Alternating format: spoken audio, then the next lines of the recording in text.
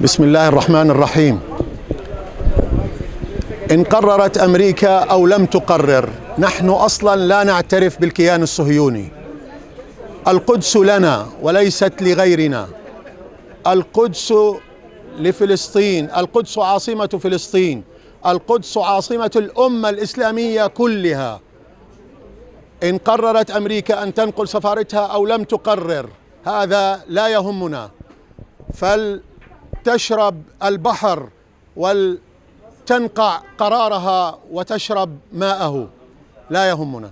تعتمد أمريكا في هذا القرار الحقيقة على ضعفنا، ولولا هذا الضعف لما تجرأت أمريكا وغير أمريكا على اتخاذ هذا القرار المنافي لكل الأعراف الدولية ولقرارات هيئة الأمم المتحدة. ينبغي على المسلمين في جميع أنحاء العالم أن يقفوا موقفا موحدا، وأن يكونوا على قلب رجل واحد، ليهبوا دفاعا عن قدسهم وعن مقدساتهم وعن قبلتهم الأولى القدس الأقصى، وإلا لن تعود الأقصى بهذا الضعف وهذا التشتت وهذا الفراق.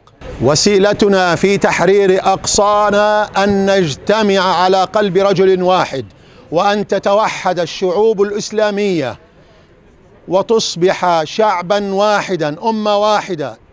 إن هذه أمتكم أمة واحدة وأنا ربكم فاعبدون. نحن أمة واحدة.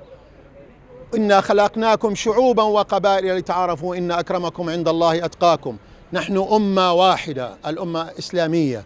يجب أن نتوحد أولا، ثم بكل بساطة وبكل سهولة ممكن أن نحرر أقصانا من اليهود. أقول لهم: يا أبناء غزة العزة، لقد رفعتم رؤوسنا عاليا بجهادكم ونضالكم هذا الذي يسطر بالدم، فنحن معكم بقلوبنا وأرواحنا وأموالنا ودعائنا.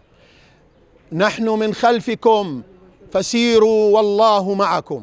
أسأل الله عز وجل أن يوحد قلوب المسلمين فيصبحوا على قلب رجل واحد، ليهبوا لنجدة أقصاهم من دنس يهود.